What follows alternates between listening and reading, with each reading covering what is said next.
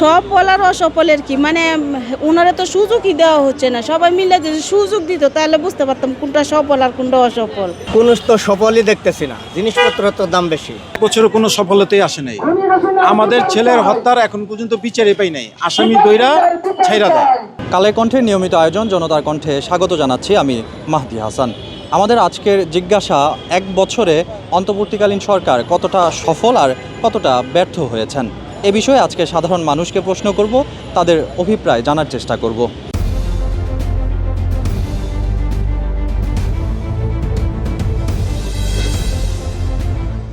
দেখেন, অন্তর্বর্তীকালীন সরকার 5ই আগস্ট একটা বিধ্বস্ত দেশ ছিল, আইনশৃঙ্খলা পরিস্থিতির অবনতি ছিল।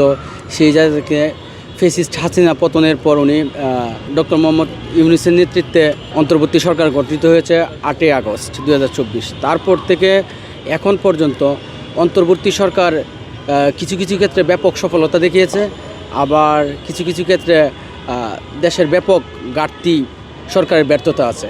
তার মধ্যে অন্যতম হচ্ছে অন্তর্বর্তী সরকার ক্ষমতা গ্রহণ করার পরেই বাংলাদেশের যে রিজার্ভ বৈদেশিক মুদ্রার এটা হচ্ছে বৃদ্ধি করেছে। তারপরে মুদ্রাস্ফীতি যে নিয়ন্ত্রণ সেটা ওনারা সঠিকভাবে করতে পেরেছে। নিত্য প্রয়োজনীয় যে দ্রব্যমূল্যের ঊর্ধ্বগতি নিয়ন্ত্রণ করেছে। এছাড়াও অন্তর্বর্তী সরকার বৈদেশিক সম্পর্ক বিভিন্ন ক্ষেত্রে সফলতা দেখাচ্ছে। সফলতার অন্যতম একটা উদাহরণ দিলে আমরা দিতে পারি চীনের সাথে যে বাণিজ্যিক সম্পর্ক। ডক্টর মোহাম্মদ ইউনূস যখন চীন সফর করে আসে, এর পরবর্তী আসার পরে দেশে একটা বিশাল একটা অর্থ বাজেট নিয়ে আসে, বৈদেশিক ঋণ নিয়ে আসে, আরও বিভিন্ন ক্ষেত্রে দ্বিপাক্ষিক সম্পর্ক স্থাপন করে, যা বাংলাদেশে অর্থনীতি, রাজনীতি এবং সামরিক ক্ষেত্রে ব্যাপক মাইলফলক। এর পাশাপাশি অন্তর্বর্তী সরকার ডক্টর মোহাম্মদ ইউনূসের নেতৃত্বে যেটা গঠিত হয়েছে সেটার কিছু ব্যর্থতাও আছে। যেমন আপনি ধরতে পারেন আইনশৃঙ্খলা পরিস্থিতির ব্যাপক অবনতি হচ্ছে, যে যা ইচ্ছা তাই করে ফেলতেছে। কোনো ধরনের কোথাও তাৎক্ষণিক যে প্রশাসনিক একটা পদক্ষেপ থাকে সেটা নিতে পারছে না, বা পরবর্তী সময় আসতেছে। দেখা যাচ্ছে যে কোনো ক্ষেত্রে যেটা ভাইরাল হচ্ছে সেটার ক্ষেত্রেই হচ্ছে আইনশৃঙ্খলা পরিস্থিতি সরব হচ্ছে, কিন্তু সার্বক্ষণিক বা সর্বোপরি যে জননিরাপত্তার যে বিষয়গুলো এগুলো উপেক্ষিত থাকতেছে। সব বলার অসফলের কি মানে ওনারা তো সুযোগই দেওয়া হচ্ছে না। সবাই মিলে যদি সুযোগ দিত তাহলে বুঝতে পারতাম কোনটা সফল আর কোনটা অসফল। বসুন্ধরা টিস্যু, অশুদ্ধতার বিরুদ্ধে এক বিন্দুও ছাড় নয়। একটা মানুষ যদি আসে তাকে সবাই সহযোগিতা করতে হয়, তারে সবাই সুযোগ দিতে হয়। আমরা তো তারে কেউ সুযোগই দিচ্ছি না। এ আন্দোলন নিয়ে আসছে, ও আন্দোলন নিয়ে আসছে, তার চাকরি নাই, উমুকের বেতন নাই। এই বেটা কি একসাথে সব কিছু করার মতন সম্ভব? সব কিছু করতে হলে সময় দিতে হবে, তারে সবাই সহযোগিতা করতে হবে, তাহলে না হ্যাঁ সুযোগ সুবিধা পাবে। তাহলে আমরাও বুঝতে পারবো হ্যাঁ কতটুকু করতে পারলো। আমরা তো কিছুই বুঝি না, তো কেমনে বুঝবো এটা যে তারা সফলতা কি করছে না করছে। উনি আসে ভালো করছে, খারাপ করে নাই, খারাপের কিছু না, ভালোই করছে। উনি যদি দেশ না দাঁড়াইতো তো দেশ কার হাতে দিত? দেশ তো চলে যাইতো। হ্যাঁ, দেশ তো ভালো করছে। এই মুহূর্তে হ্যাঁ মানুষের পাশে দাঁড়াইছে, এটাও অনেক কিছু করছে, দেশের জন্য অনেক কিছু হয়েছে।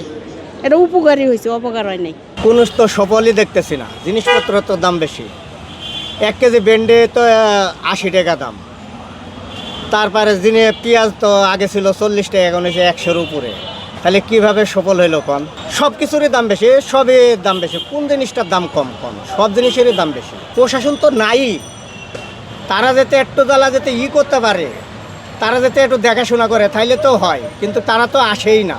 আমরা সাধারণ মানুষ এইভাবেই খাইতে হবে, করার কিছু নেই। বছরে কোনো সফলতাই আসে নাই।